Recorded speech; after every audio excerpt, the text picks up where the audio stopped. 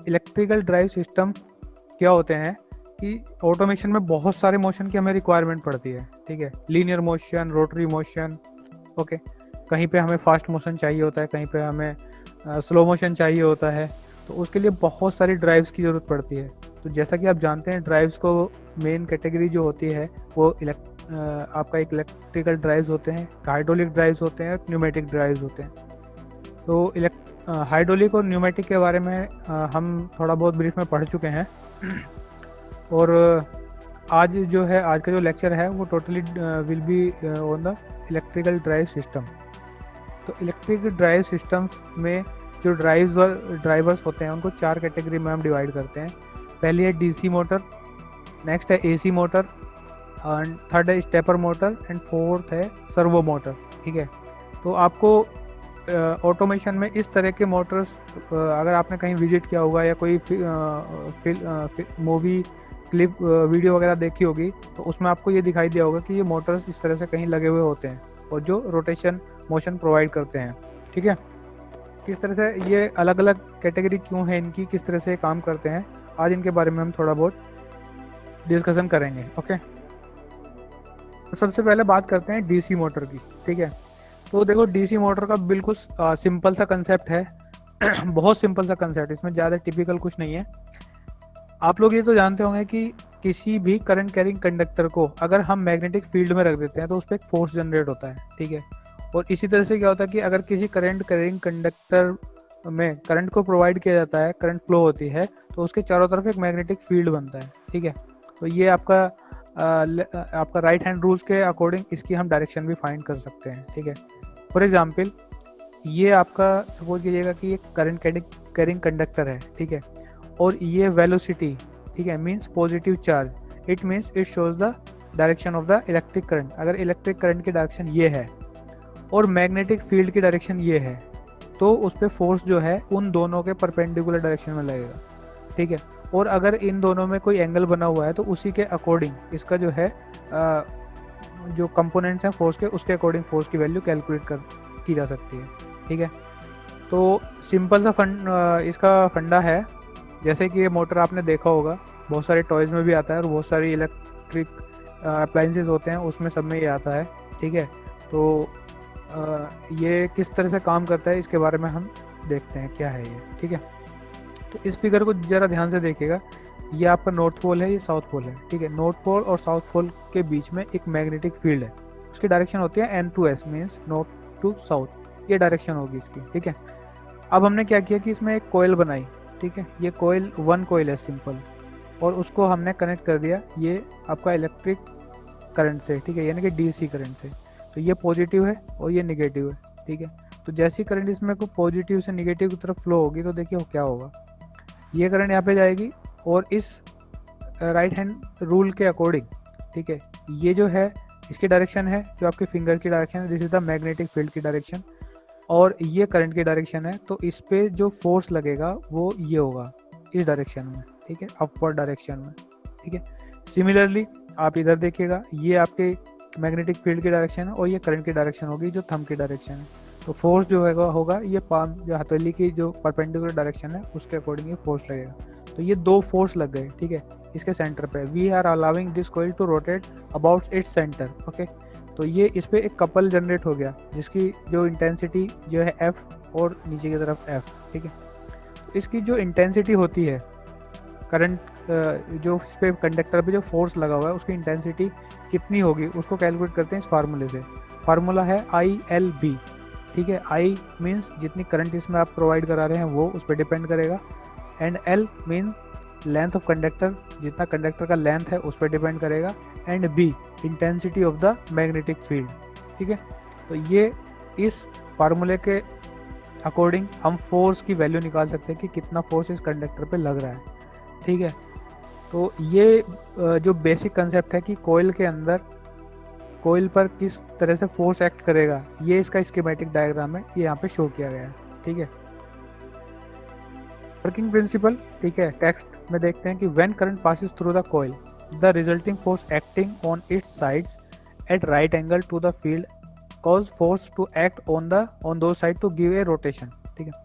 For the rotation to continue when the coil passes through the vertical position, the current direction through the coil has to be reversed. ठीक है, current की direction जो है वो reverse हो जानी चाहिए. अब देखिएगा, अब अगर ये कॉइल जो है एक सेंटर के अबाउट रोटेट कर रही है इसके सेंटर पे, तो क्या होगा कि जब ये फोर्स इस पे लगेगा तो ये इसको ऐसे इस डायरेक्शन में रोटेट कराएगा ऐसे. ठीक है, तो अब क्या होगा कि अगर ये कंडक्टर हमेशा पॉजिटिव ही रहेगा तो इस साइड में आते ही क्या होगा, इस साइड में आते ही इसकी जो डायरेक्शन है वो अपवर्ड हो जाएगी, क्योंकि फार्मूला तो यही है. ठीक है, तो ये वापस रोटेट कर जाएगा. तो उस कंडीशन को अवॉइड करने के लिए हम क्या करते हैं, इसके जो कम्यूटेटर है इसको दो पार्ट में डिवाइड कर देते हैं. ठीक है, ये नेगेटिव, ये टर्मिनल जो ब्रश है इस पर हमेशा नेगेटिव ही रहेगा और ये हमेशा पॉजिटिव रहेगा. But when this coil rotates, तो ये जो पहले पॉजिटिव था ये इधर आके जैसे ही इस ब्रश के कांटेक्ट में आएगा तो ये नेगेटिव हो जाएगा, और जो ये नेगेटिव जो इसका टर्मिनल था, ठीक है, कम्यूटेटर का, तो वो इस पॉजिटिव के कांटेक्ट में आके पॉजिटिव हो जाएगा. मीन्स कि इधर वाला जो कंडक्टर है वो हमेशा जो है पॉजिटिव रहेगा ये टर्मिनल, और इधर वाले कंडक्टर जो ये टर्मिनल है ये हमेशा नेगेटिव रहेगा. ठीक है, तो जब ये जो सिचुएशन होगी, मीन्स अगर ये कंडक्टर अब ऐसे रोटेट करके इधर आता है तो अब ये नेगेटिव हो जाएगा और दूसरा पॉजिटिव, मीन्स फिर से वो साइकिल जो है रिपीट हो जाएगा. इस तरह से हमें ये कंटिन्यूस मोशन मिल जाता है. ठीक है, तो यही कंसेप्ट है आपका डीसी मोटर का. अब अगर आपको थ्रो द साइकिल पूरा एक कांस्टेंट फोर्स चाहिए, कांस्टेंट टॉर्क चाहिए, तो हम इस कोइल्स को मल्टीपल उसमें बनाते हैं. बहुत सारी कोइल्स हम इकट्ठा करते हैं और उसको जो है एक आर्मेचर पे अरेंज करते हैं, कोइल का अरेंजमेंट, और इस कम्यूटेटर के साथ उसके कनेक्शन होते हैं, और ये जो है दो ब्रश, एक नेगेटिव और एक पॉजिटिव, उसको करंट जो है प्रोवाइड कराते हैं, वोल्टेज डिफरेंस. ठीक है, तो इस तरह से जो ये आपका डीसी मोटर जो है काम करता है, ऐसे रोटेट करता है. ओके, तो ये इसका वर्किंग प्रिंसिपल है. अब देखिएगा इसके पार्ट्स. अगर आप नॉर्मली किसी ने डीसी मोटर देखा होगा तो एक इसमें मोटे मोटे 4-5 पार्ट्स होते हैं. ठीक है, सबसे पहले तो आपने देखा होगा कि उसके अंदर एक मैग्नेट होती है. ठीक है, ये आपकी परमानेंट मैग्नेट होती है. ओके, और वो दो पार्ट में स्प्लिट भी रहती है. ठीक है, इस तरह से, तो उसे हम बोलते हैं स्टेटर, क्योंकि ये स्टैटिक रहता है, ये रोटेट नहीं करता. सेकेंड वन है रोटर. ठीक है, यानी कि जो रोटेट करता है, तो ये इस तरह का एलिमेंट होता है, जैसे आपको दिख रहा है रोटेट करता हुआ, ये आपका रोटर है. इस पे कोयल अरेंजमेंट होता है, इस तरह से कोयल बनी रहती है. इस पे जो करंट कैरिंग कंडक्टर की कोयल्स जो है हम इस पे अरेंज करते हैं. ठीक है, एक पर्टिकुलर पैटर्न में. रोटर आर्मेचर और कम्यूटेटर से मिलकर बनता है रोटर. तो अब ये कम्यूटेटर क्या है, कम्यूटेटर जो होता है इस पे बहुत सारी स्ट्रिप होती हैं. ठीक है, ये आपकी कॉपर की भी हो सकती है, किसी और मटेरियल की भी हो सकती हैं. तो जनरली ये कॉपर की होती हैं, और इसमें ये कोइल्स जो आर्मेचर पे अरेंज्ड हैं इसके कनेक्शंस होते हैं, और ये ब्रशेस होते हैं. एक ब्रश इधर और दूसरा उसके अपोजिट साइड में लगा रहता है. ठीक है, एक पे हम नेगेटिव करंट देते हैं, दूसरे नेगेटिव टर्मिनल से कनेक्ट करते हैं, दूसरे को पॉजिटिव टर्मिनल से कनेक्ट करते हैं.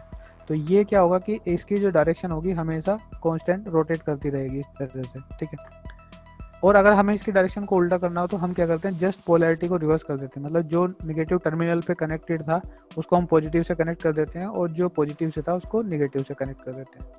एंड लास्ट में आती है शाफ्ट. जिस भी चीज़ को आपको चलाना है, ठीक है, उसे कनेक्ट करेंगे हम शाफ्ट से. ठीक है, और ये पूरा कंबाइन होके एक केसिंग में जो है इसको बंद कर दिया जाता है. ओके, तो ये केसिंग में बंद होता है, और फाइनल शेप इसकी इस तरह की बनती है. ठीक है, मार्केट में बहुत टाइप की वैरायटी अवेलेबल है डीसी मोटर के नाम से, तो यहाँ पे मैं एक या दो फिगर ही लगा सकता था. तो इस टाइप का एक कॉमन मोटर होता है. जनरली रोबोटिक्स में जो काम करते हैं वो इसी टाइप के मोटर्स को यूज करते हैं. ठीक है, जनरली 5 वोल्ट, 12 वोल्ट या 24 वोल्ट इस तरह की इनकी रेंजिंग होती है. Okay, as per the requirement. ठीक है, तो ये थे इसके पार्ट्स मोटर के, इस तरह से काम करता है. अब देखिएगा इसका ब्रश का. ए brush type DC motor is essentially a coil of wire which is free to rotate, termed as rotor in the field of permanent or non-permanent magnet. ठीक है, तो ये आपका जो उसे हम रोटर कहते हैं, जो भी मैंने आपको समझाया है. ठीक है, the magnet term is stator, it is stationary. For the rotation to continue when coil passes through the vertical position, the current direction is reversed, which is got by use of the brushes. ठीक है, making contact with the split rings commutator. तो इसमें क्या होता है कि ये हमेशा इसकी मतलब जो ये होता है इस पे रब करता रहता है, ठीक है। तो ये जो ब्रशेज हैं ये एक टाइम के बाद में जो है घिस जाते हैं, तो इनको फिर से चेंज करना होता है, ठीक। तो ये इसके पार्ट्स थे, और क्या किस पार्ट्स का क्या काम होता है वो आपको बताया है। अब देखिएगा ये फार्मूला किस तरह से जो है इसका टॉर्क निकालते हैं इस फार्मूले के अकॉर्डिंग। तो ये फार्मूला तो आपको मालूम हो गया BIL, ठीक है। जो ये आता है आपका F is directly proportional to B means जो मैग्नेटिक फील्ड की इंटेंसिटी है, I मींस करंट की इंटेंसिटी है, और L means length of the conductor. एक साइड से यहाँ तक जितना एक मैग्नेटिक फील्ड के अंदर ये आ रहा है उसकी लेंथ, ठीक है। तो तीनों को मल्टीप्लाई कर देंगे तो ये आपका फोर्स की वैल्यू आ जाएगी। अब देखिएगा टॉर्क कैसे निकालेंगे हम इसमें। तो ये आपका एक कपल बन गया, क्योंकि ये एक ही मैग्नेटिक फील्ड में, तो एक डायरेक्शन अपर हो गई, दूसरी डायरेक्शन इधर हो गई, क्योंकि इधर आई की करंट ऐसे है और इधर आई की करंट ऐसे है, ऐसे, ठीक है। तो ये आप एक कपल बन गया। कपल का मतलब क्या होता है, दोनों फोर्स के बीच की distance into one force multiply कर दीजिएगा, तो ये आ जाएगा आपका एक टॉर्क, एक कॉइल से लगाया हुआ टॉर्क। अगर इसमें आप n कॉइल्स यूज कर रहे हैं, मतलब बहुत सारी कॉइल्स की वाइंडिंग आप यूज कर रहे हैं, तो क्या होगा कि उसे n से मल्टीप्लाई कर देंगे, ठीक है। तो ये आ जाएगा आपके पास में पूरा टॉर्क, एक जो मोटर का कितना टॉर्क अवेलेबल है, कितना टॉर्क ये प्रोड्यूस कर सकता है, ठीक है। आई को छोड़ करके बाकी तीनों चीज़, ठीक है। एन ये भी फिक्स्ड होता है, ठीक है। बी ये भी परमानेंट मैग्नेट होता है, फिक्स, लेंथ भी फिक्स्ड है, ठीक है। और बी जो इसकी विड्थ भी फिक्स्ड है। ये तीनों ये चारों क्वांटिटी मिला के कांस्टेंट बन जाता है मोटर का के, ठीक है। और आई जो है ये वेरी कर सकती है, क्योंकि हम इसको बाहर से करंट दे रहे हैं, तो ये आपका एक पोटेंशियोमीटर के थ्रू आई को वेरी करा सकते हैं, तो ये टॉर्क भी वेरी कर जाता है, ठीक है। मीन्स अगर करंट को घटाएंगे बढ़ाएंगे तो क्या हो जाएगा, टॉर्क भी घटेगा या बढ़ेगा, सिंपल है, ओके। ये भी एक बात जो फिक्स कर दिया हमने मोटर का डिज़ाइन में, ये चेंज नहीं हो सकता, ठीक है। दूसरा जो लेंथ है वो भी चेंज नहीं हो सकती, जो मैग्नेट की इंटेंसिटी है वो भी चेंज नहीं हो सकती, और नंबर ऑफ कोइल्स एक बार में जितना हमने उसके ऊपर कोइल बना दी है वो भी चेंज नहीं हो सकती। तो that's why all these are constant, ठीक है, एक्सेप्ट आई, ठीक है। तो हम कह सकते हैं कि torque is directly proportional to I अगर एक मोटर के कॉन्फ़िगरेशन फिक्स्ड है तो, ठीक है। तो ये इसका फार्मूला याद रखिएगा, ठीक है, ओके। तो since armature is rotating magnetic field it will have a back EMF. अब आपको ये भी पता है कि अगर कोई करंट कैरिंग कंडक्टर किसी फील्ड में, मैग्नेटिक फील्ड में चलता है तो उसमें ईएमएफ भी प्रोड्यूस होता है, तो यहाँ पे एक बैक ईएमएफ भी प्रोड्यूस होता है, ठीक है। तो वी इसकी जो वेलोसिटी होगी वो इसके प्रोपोर्शनल होगी, जो इसकी आर्मेचर की जो एंगुलर वेलोसिटी है, ठीक है। तो वो बैक इक्विवेलेंट क्या नाम है इसका, जो बैक ईएमएफ प्रोड्यूस होता है उसको जो है हमें इंडक्टेंस से उसको रेक्टिफाई करना होता है।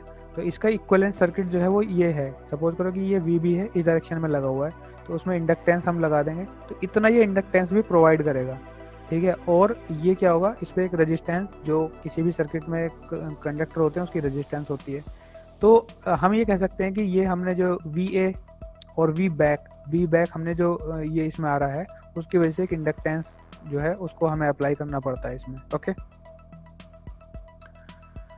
तो इसका ये फार्मूला है कि I जो होगी VA minus VB upon R, जो इसका रेजिस्टेंस है, ठीक है, या VA upon K omega upon R, और T जो होता है वो होता है K इंटू I, ओके। तो यहाँ से जो T की वैल्यू हो जाएगी ये I हो जाएगा K और आपका VA minus K omega upon R। तो यहाँ से हम इसकी टॉर्क की वैल्यू ये भी निकाल सकते हैं, ठीक है। अब बात करते हैं control of brush type DC motor, ठीक है। कंट्रोल मीन्स स्पीड को कैसे कंट्रोल करेंगे। तो speed control can be obtained by controlling the voltage applied to the armature, ठीक है। Since fixed voltage supply is often use, a variable voltage is obtained by an electronic circuit, ठीक है। अब इसमें जो है इसकी जो स्पीड को हम कंट्रोल कर सकते हैं वो केवल इसकी जो करंट और वोल्टेज है, वोल्टेज को कंट्रोल करके हम इसकी स्पीड को कंट्रोल कर सकते हैं। लेकिन इसमें प्रॉब्लम क्या है कि V इज इक्वल टू होता है IR, या I is directly proportional to V। तो जब करंट कमज़ोर हो जाएगा, क्योंकि जब वोल्टेज हमने कम किया तो करंट भी कम हो जाता है, ठीक है। और करंट कम होने से क्या होता है, टॉर्क भी कम हो जाता है, ठीक है। तो इसमें क्या प्रॉब्लम आती है कि जैसे जैसे अगर हम स्पीड को भी कम करते हैं तो इसका टॉर्क भी कम हो जाता है, ठीक है। दूसरा तरीका क्या है कि PWM, पल्स विद मॉड्यूलेशन, ठीक है, control of DC motor by means of control signal from the micro processor. तो ऐसे जो मोटर होते हैं उसको डीसी मोटर को हम माइक्रो कंट्रोलर की हेल्प से भी करंट को मॉड्यूलेट कर सकते हैं और उसकी स्पीड को हम कंट्रोल कर सकते हैं, ठीक है। मीन्स एक पर्टिकुलर कोई भी डीसी मोटर के साथ में एक उसका एक ड्राइवर सर्किट भी होता है और जिसे कंट्रोल किया जा सकता है with the help of micro controller, या कोई छोटी सी आईसी या चिप्स के थ्रू हम उसकी स्पीड को कंट्रोल कर सकते हैं, ठीक है। तो ये है आपका control of the DC motor. तो इसमें इसको कंट्रोल करने का सिंपल सा तरीका ये है कि या तो इसमें एक पोटेंशियोमीटर लगा दीजिएगा। पोटेंशियोमीटर क्या करेगा, इसके वोल्टेज को वेरी करा देगा, वोल्टेज वेरी कराएगा तो उसकी स्पीड भी वेरी कर जाएगी। दूसरा तरीका क्या है कि उसमें हम एक इसके कंट्रोलर के थ्रू जो है इसका इसकी पल्स मॉड्यूलेशन करें और उसकी स्पीड को हम कंट्रोल कर लें।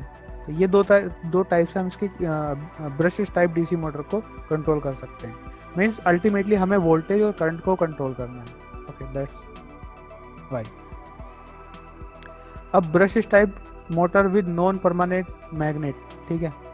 तो ये होते हैं आपके series wound, shunt wound, compound wound और सेपरेटली एक्साइटेड। अब देखिएगा ये जो अभी तक हमने डिस्कस किया है वो है आपका परमानेंट मैग्नेट टाइप और दूसरा है आपका non permanent magnet type.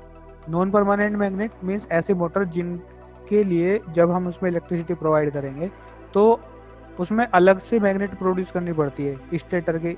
Stator जो होता है उसको अलग से मैग्नेट बनाना पड़ता है, ठीक है। वो 4 टाइप के होते हैं। पहला है आपका सीरीज माउंट। सीरीज माउंट में क्या होता है कि जो आर्मेचर की कॉइल है, आर्मेचर की कॉइल को करंट तो आप ब्रशेस से दोगे और जो फील्ड कॉइल है उसको भी करंट आपको देना पड़ेगा। तो जो फील्ड कॉइल और आर्मेचर कॉइल जो है वो आपस में क्या होंगी, वो सीरीज में होंगी, ठीक है। मतलब एक ही कनेक्शन होगा उनका। और पहले जो इसका जो फील्ड कॉइल और फिर आर्मेचर की कॉइल, 2 कॉइल होंगी तो उसको जो है हम सीरीज में इसको कनेक्ट करेंगे, ठीक है। तो armature and field windings are connected in series. इससे क्या होता है कि जैसे ही हम इसको कनेक्ट करते हैं तो स्टार्टिंग टॉर्क जो है बहुत हाई मिल जाता है। तो ये हाईएस्ट स्टार्टिंग टॉर्क जहाँ पे चाहिए होता है तो इस टाइप के मोटर हम यूज़ करते हैं। बहुत हाई जो टॉर्क होता है जब रिक्वायरमेंट होती है हाई टॉर्क की, that's there we will use series wounded brush type DC motor, ठीक है। ग्रेटेस्ट नो लोड स्पीड, ठीक है। मीन्स अगर नो लोड है, कोई लोड नहीं है इस पर, तो बहुत हाई स्पीड आपको मिलेगी इसमें, ठीक है। Reversing the polarity of supply will not effect the direction of the rotation of rotor. अगर इसकी पोलरिटी को हम रिवर्स करते हैं तो इसकी जो रोटेशन की जो डायरेक्शन है वो रिवर्स नहीं होती है इस केस में, ठीक है। तो ये सीरीज वाउंड मोटर की जो है इसकी वो है कैरेक्टरिस्टिक्स हैं। तो इस तरह से ये काम करता है। ये जो हम इसमें करंट दे रहे हैं आर्मेचर पे वो डीसी ही होगी, जाहिर सी बात है। तो फील्ड को भी डीसी ही मिलेगा। सपोज करो कि ये आपने प्लस टर्मिनल से कनेक्ट किया, ये माइनस टर्मिनल से कनेक्ट किया, तो यहाँ पे भी एक डीसी करंट जा रही है और यहाँ पे भी, मतलब सीरीज में है तो डीसी करंट ही होगी ऑब्वियसली, ओके। शंट वाउंड के केस में क्या होगा कि हम इसको पैरेलल में कनेक्ट करते हैं। ये फील्ड की कॉइल है जो स्टेटर की और ये आर्मेचर की कॉइल का सिंबल है, ठीक है। तो armature and field coils are in parallel. इसमें क्या प्रॉब्लम है कि लोवेस्ट स्टार्टिंग टॉर्क जो होता है वो लोवेस्ट होता है, सबसे कम स्टार्टिंग टॉर्क होता है इसमें, ठीक है। गुड स्पीड रेगुलेशन, हाँ, स्पीड का अगर रेगुलेशन आपको करना है तो वो आपको अच्छा मिल सकता है, ठीक है। क्योंकि जैसे ही इसमें करंट और वोल्टेज को वेरी कराओगे तो यहाँ पे भी वेरी होगा, यहाँ पे भी वेरी होगा। तो इजीली आपको स्पीड वेरी कराने की फैसिलिटी इसमें मिल जाती है, ठीक है। Almost constant speed regardless of load. अगर लोड है या नहीं है, ठीक है, तो दोनों ही कंडीशन में क्या होगा कि इस पे स्पीड पे कोई इफेक्ट नहीं पड़ता है, कांस्टेंट स्पीड आपको मिलती है, okay. For reversing direction of rotation either armature coil और field coil supply has to be reversed, ठीक है। अगर हमें इसकी डायरेक्शन को उल्टा करना है, ठीक है, डायरेक्शन को क्लॉकवाइज या एंटी क्लॉकवाइज अगर सपोज करो कि क्लॉकवाइज चल रही थी तो एंटी क्लॉकवाइज करना है, या एंटी क्लॉकवाइज चल रही थी उसको क्लॉकवाइज करना है। तो या तो फील्ड की पोलैरिटी को या आर्मेचर के कॉइल की पोलैरिटी को आपको किसी एक को चेंज करना पड़ेगा, दोनों को चेंज करेंगे तो नहीं होगा, ठीक है। तो ये इसकी वर्किंग है कि किस तरह से शंट वाउंड जो है वो काम करता है। ओके, अब बात करते हैं कंपाउंड वाउंड की। अगर दोनों ही आपको कैरेक्टरिस्टिक्स चाहिए, ठीक है, तो इसमें हम कंपाउंड वाउंड का यूज करते हैं। तो इसमें फील्ड कोइल्स जो है ना सेपरेट कर लेते हैं कुछ हम, कि कुछ को तो हम सीरीज में कनेक्ट करेंगे और कुछ फील्ड कोइल को हम पैरेलल में कनेक्ट करेंगे। तो इसमें दोनों प्रॉपर्टी मिल जाती है, मींस हाई स्टार्टिंग टॉर्क भी मिल जाता है, ठीक है, और आपको एक कांस्टेंट स्पीड भी मिल जाती है इससे, ठीक है। तो ये कई कैरेक्टरिस्टिक अगर एक साथ हमें चाहिए होते हैं, तो that's why we use compound winding brush type DC motor. Okay, तो high starting torque with good speed regulation we can achieve with the help of this method. Next होता है सेपरेटली एक्साइटेड मोटर। ठीक है, separately excited मतलब कि armature को अलग से हम वोल्टेज देंगे और फील्ड को कॉइल को हम अलग से जो है वोल्टेज अप्लाई करेंगे इस पर, ठीक है। अलग अलग वोल्टेज होगा, अलग अलग करंट की वैल्यू होगी। तो सेपरेटली आर्मेचर और फील्ड करंट को हम कंट्रोल करके इसकी स्पीड को या इसके जो लोड स्टार्टिंग टॉर्क को हम जो है कंट्रोल कर सकते हैं, ठीक है। ये अलग अलग होगा बिल्कुल। ओके, तो इस पर डिपेंडेंसी नहीं है। तो जैसे हमने फार्मूला पढ़ा था कि F = IBL। I मीन्स इसकी करंट को वेरी करा सकते हैं, B मीन्स फील्ड के कॉइल को करंट को वेरी कराएंगे तो ये मैग्नेटिक फील्ड को चेंज करेगा, ठीक है। और L तो इसका कांस्टेंट होगा ही, ठीक है। तो यहाँ पे जो फार्मूला मैंने आपको बताया था वहाँ से B कांस्टेंट नहीं रहता है, B की वैल्यू को वेरी करा सकते हैं हम with the help of this separate coil. तो जो है जितनी वैल्यू होगी उसके हिसाब से फोर्स की वैल्यू जनरेट होगी, दैट्स व्हाई टॉर्क की वैल्यू जनरेट होगी। ओके, तो ये सेपरेटली एक्साइटेड मोटर का केस हो गया। ओके, अब एक बहुत ही इंटरेस्टिंग जो है इसमें एक मोटर होता है ब्रशलेस डीसी मोटर, यानी कि ऐसा मोटर जिसमें ब्रश की ज़रूरत ना पड़े, ठीक है। जो ब्रशेस हम यूज करते हैं, क्योंकि ब्रश क्या होते हैं कि over the span of time वो जो है ना घिस जाते हैं, वियर आउट हो जाते हैं। तो अब इसको कैसे बनाते हैं, तो it's consist of sequence of stator coils and permanent magnet rotor, ठीक है। मींस स्टेटर कॉइल जो होंगी वो तो कॉइल्स होंगी और जो रोटर होगा वो परमानेंट मैग्नेट टाइप होगा। मीन्स जो सिंपल वाला जो हमने पढ़ा था अभी उससे पहले, तो उसमें क्या था कि रोटर आपका कॉइल का था और स्टेटर आपका परमानेंट मैग्नेट था। यहाँ पे हमने उसका उल्टा कर दिया है, रोटर आपका मैग्नेट है, परमानेंट मैग्नेट, और जो कॉइल्स हैं वो स्टेटर हैं। Current carry conductors are fixed and magnet moves, ठीक है। तो सिंपली जब रोटर मूव करेगा तो मैग्नेट मूव करेगी और करंट कैरिंग कंडक्टर जो होगा वो फिक्स्ड होगा। रोटर इज फेराइट और परमानेंट मैग्नेट, ठीक है। फेराइट का या परमानेंट मैग्नेट टाइप का रोटर होता है। The current to the stator coils are electronically switched by transistor in sequence round the coils, switching being controlled by the position of rotor. Hall effect sensors are used to input signals related to the particular position of the rotor. Rotor की speed, rotor की position क्या है उसके लिए हम एक hall effect sensor का use करते हैं, ठीक है। किस स्पीड से वो रोटेट कर रहा है और कितना जो है उसका क्या उसका पोजीशन है, कितना एंगल वो रोटेट कर गया, तो हॉल इफेक्ट सेंसर का यूज करते हैं। ये हॉल इफेक्ट सेंसर क्या है इसको डिटेल में हम आगे पढ़ेंगे, ठीक है। अभी फिलहाल इसको इतना याद रखिएगा कि इसका जो यूज करते हैं कि रोटर की पोजीशन क्या है और रोटर की स्पीड क्या है उसको डिटेक्ट करने के लिए हॉल इफेक्ट सेंसर का यूज किया जाता है। ओके, तो फ्रेंड्स देखते हैं ब्रशलेस डीसी मोटर किस तरह से बना होता है। ये देखिएगा सबसे पहले ये वाला फिगर, इसमें क्या होगा कि ये स्टेटर है और स्टेटर के अंदर हमने कोयलिंग की हुई है, इस तरह से कोयल बनाई हुई है, और रोटर जो है वो परमानेंट मैग्नेट टाइप है, इस टाइप का रोटर है ये, ठीक है। ये NN और SS इस तरह से इसके अरेंज्ड हैं। ओके, N और S। ओके, ये BLDC मोटर का एक स्कीमेटिक डायग्राम है, मतलब स्टेटर कोयल्स होंगी और रोटर आपका मैग्नेट होंगे।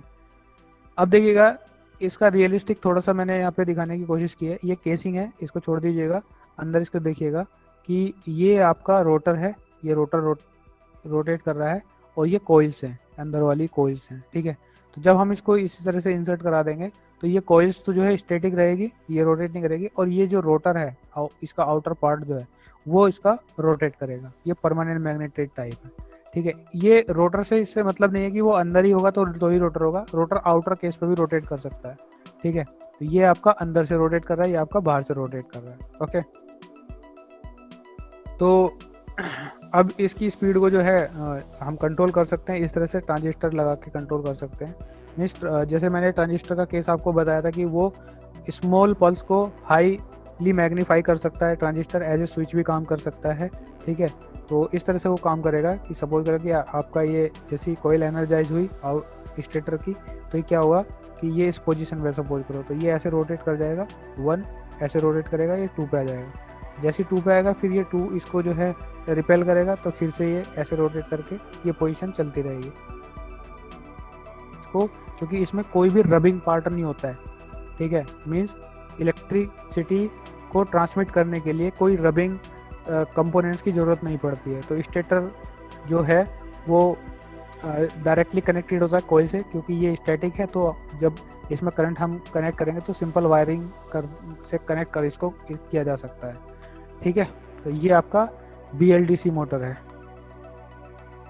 एप्लीकेशन ऑफ BLDC मोटर क्या क्या है इसमें? एक तो ये है कि आपने देखा होगा कि कंप्यूटर की हार्ड ड्राइव्स होती हैं, ठीक है।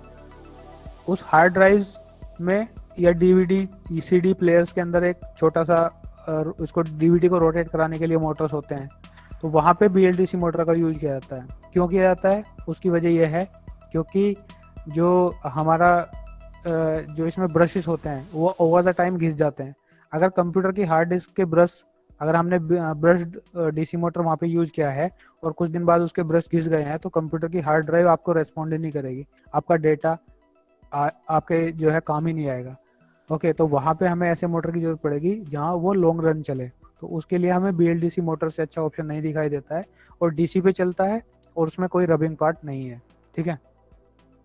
इलेक्ट्रिक व्हीकल्स, जितने भी इलेक्ट्रिक व्हीकल्स आते हैं, चाहे वो आपकी इलेक्ट्रिक कार हो, ई रिक्शा हो, या ई बाइक हो, या ई साइकिल हो, उन सब के अंदर जो है आपके BLDC मोटर ही यूज होते हैं, ओके।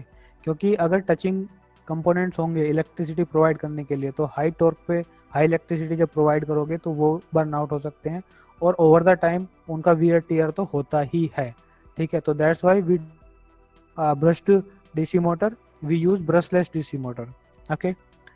आप में से कई लोग रोबोटिक्स में भी इन्वॉल्व हैं। आई थिंक आपको ड्रोन के बारे में पता ही होगा। जो ड्रोन होता है उसमें भी हम BLDC मोटर यूज करते हैं, क्योंकि उसमें भी कोई रबिंग पार्ट नहीं होना चाहिए, ठीक है। इंडस्ट्रियल रोबोट्स के अंदर भी BLDC मोटर यूज करते हैं। CNC मशीन टूल्स, जो CNC की मशीन होती है उसमें भी BLDC मोटर यूज किया जाता है। And simple belt driven system, जो ऑटोमेशन में बेल्ट ड्रिवन सिस्टम होते हैं उसमें, क्योंकि लोड कभी वेरी कर जाता है, ठीक है, कभी कम हो जाता है तो कभी ज़्यादा हो जाता है। तो उस कंडीशन में क्या होता है कि अगर जो ब्रश होते हैं वो स्पार्क जनरेट कर सकते हैं, तो इसलिए उस वजह से हम उसको जो है अवॉइड करते हैं यूज़ करना। तो उसके प्लेस पे हम BLDC मोटर को यूज़ करते हैं, ठीक है। तो ये था दोस्त आपका DC मोटर और BLDC मोटर का आज का टॉपिक। एक आपको छोटी सी मैं वीडियो दिखाता हूँ कि कहाँ कहाँ किस तरह से आपकी ड्राइव्स यूज होती हैं रोटेशन मोशन में, ठीक है, और कितना सोफिस्टिकेटेड और एक्यूरेसी हमें चाहिए होता है। तो दैट्स वाई हमें इसकी ड्राइव्स की स्टडी बहुत इंपॉर्टेंट होती है मैकाट्रॉनिक्स या ऑटोमेशन इंजीनियर्स के लिए, ओके।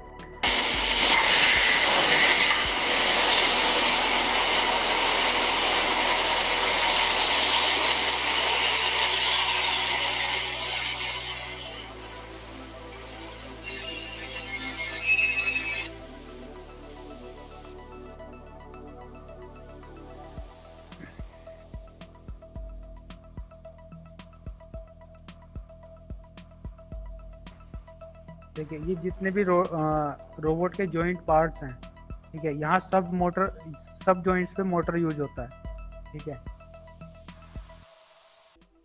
ये पार्ट आपको दिख रहा है, ये वाला पार्ट आपको रोटेट होता हुआ दिख रहा है, देखो ध्यान से देखो, ठीक है।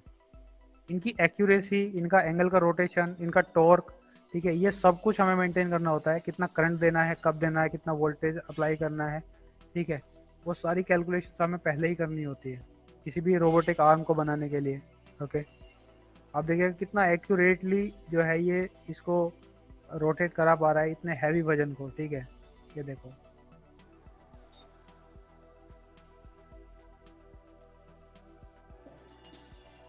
अब देखिएगा रोबोट किस तरह से वेल्डिंग कर रहे हैं, कैसे उस पर्टिकुलर पोजीशन पे जाते हैं। ठीक है ना, स्लो मोशन है, ये सब जो है उस जो रोटेटिंग इसमें मोटर लगे हुए हैं उन सब से ही पॉसिबल हो पाता है।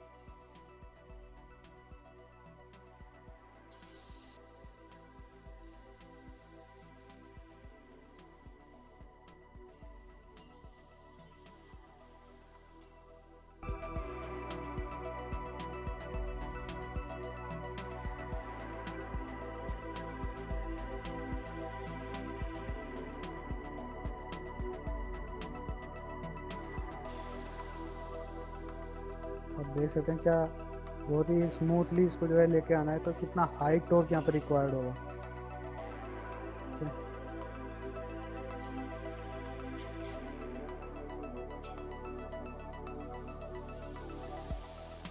तो आपको थोड़ा बहुत आइडिया हो गया होगा कि कहाँ कहाँ किस तरह से मोटर यूज होते हैं, कितना हमें एक्यूरेट मोटर चाहिए होता है इस एप्लीकेशन के लिए।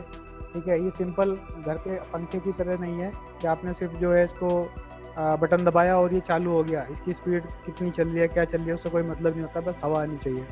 ठीक है, इसमें बहुत ही एक्यूरेसी की ज़रूरत पड़ती है। दैट्स वाई हमें DC motor, AC motor, stepper motor, servo motor, कहाँ कौन सा मोटर यूज करना है वो पूरा हमें मालूम होना चाहिए।